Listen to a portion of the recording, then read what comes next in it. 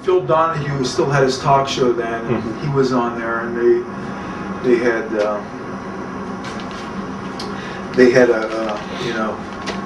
they were on there talking about steroids and this and that. So my dad, we weren't talking, and I didn't feel like it was his right. It was his right to take it on his own, to talk to the Pittsburgh Post-Gazette, our hometown paper, and to expose my steroid use. I didn't think it was his right. I didn't think he had no business to do that. Because, I'm from there. I have friends there. You had former girlfriends there. You had, a lot of people who knew me. I don't want them to know that. I don't want my personal business being flirted out on my hometown paper. Now, there was something about that I remember reading years ago about this. You used steroid. Your body went through a change where you were very bulky like your father to very cut up. Yeah. Was that when you started using steroids, or what was the... Here was when I'm trying to reinvent myself. I'm 250 pounds, and I never used it. Hey, I bench pressed over 500 pounds, and I curled over 200 pounds with not one steroid. I didn't like the way I looked, because it's easy to keep eating and to lift. It's easy to get big. It's easy to get big and strong if that's what you want. But to do it, to sculpture it, that's another deal altogether. What I was thinking was, I had a plan. The plan was to reduce the body fat, but at the same time was to try to keep the muscle, because you had to work your butt off to get that.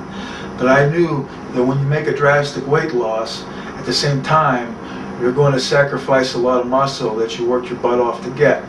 So through talking to people and doing a little research myself, I thought, well, I'm going to get on the sauce and slowly come down while I'm on that, and that'll help maintain muscle and strength as I'm dropping the fat.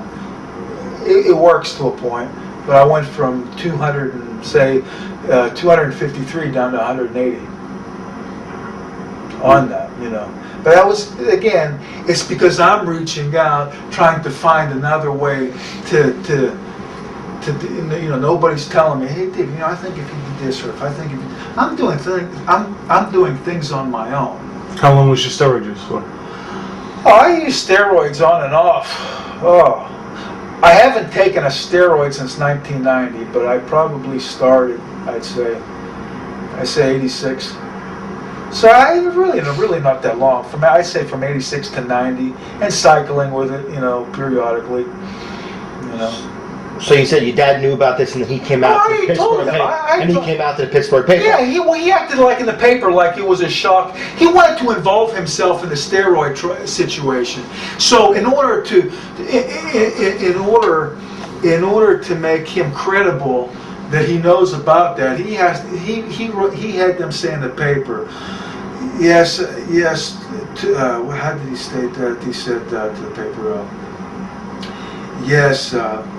That hard fact hit home too. I found out that my son David is on steroids, and he knew I was, because I had told him. Hell, I told my dad I smoked marijuana. I told him that. I didn't hide nothing. I didn't try to play games with anybody. I said to him, yeah, I'm taking.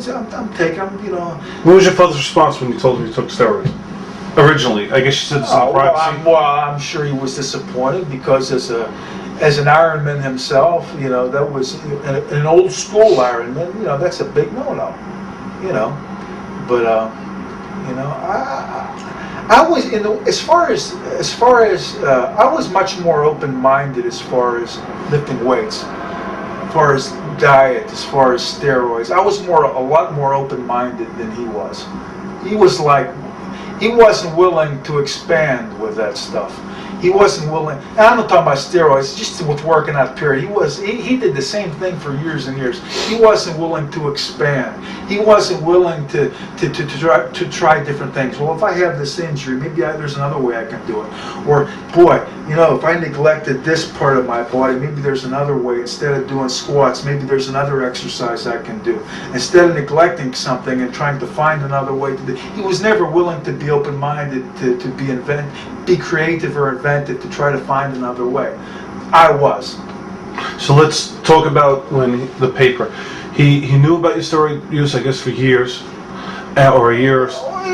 Years. I mean, I had told him that I was taking them, and it was apparent. Well, you said you took steroids from 86 to about 90. During that period, the Zohorian trials came out around, I think, 92, yeah, 93. and his deal is so he knew it for at least several years? I mean, did he know from 86 to 90? I mean, did you tell him? Yeah, I assume we're getting pinpointed down to a long time ago. He's looking to jump when McMahon's down. He's looking to help.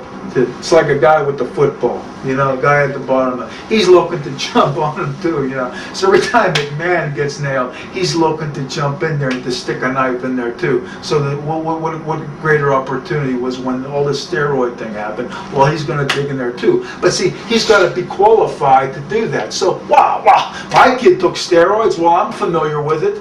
So he tells the paper, yeah, tragedy hit my house too. My kid took steroids. Now that seems, again, very, very selfish. Exactly. He had no right. And you know what? We weren't even talking. This is like to the point where we weren't even talking. So like to take it on his own. To take it as an own talk. So there was like a buildup of things. And I just said, screw that. So basically, your father, because of his own agendas with McMahon, he knew about your steroid use, and yet threw you to the wolves. Exactly. Threw you to the wolves. And I believe that. Now he may say, well, he's full of shit. Well, it's what I believe. Okay. And at that time, when the whole you took steroids, this guy took steroids, it was almost like you're taking cocaine or I mean, it was to the point where you were made to be a negative. It was a major negative at that point. Yeah. So you felt that, I mean, to have him come out and report this, which was not outrageous. Well, I called the Post-Gazette back, and I gave him my piece about it. I said, I told them, I said, you know what, my dad was full aware of my steroid use. He was full, I came out and I just said, because a friend of mine had sent me the newspaper thing, and I was outraged. So I called them and I told them, hey, I want to tell you my story. And then I forget exactly what I said, but I said, he's acting like he was in shock. I told him, he knew this long time. I told him about this and that and all that. Did you confront your father with this? No, because we weren't even talking then. Yeah, we had not a word in 15 years. Not a Christmas card, not a word, nothing in 15 years. And you say, but I wrote the I think it was like shortly after that. It's been so long, I can't even remember every exact detail, but when I wrote that letter, I know it's been exactly 15 years, and I cut it off. I ended it. And he's had no contact with your child, right? No, with our whole family, nothing.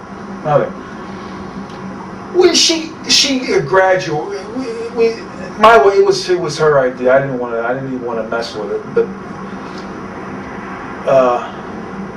I think there's other grandchildren in their family. I'm not sure, but I think they have other grandkids. I'm not sure.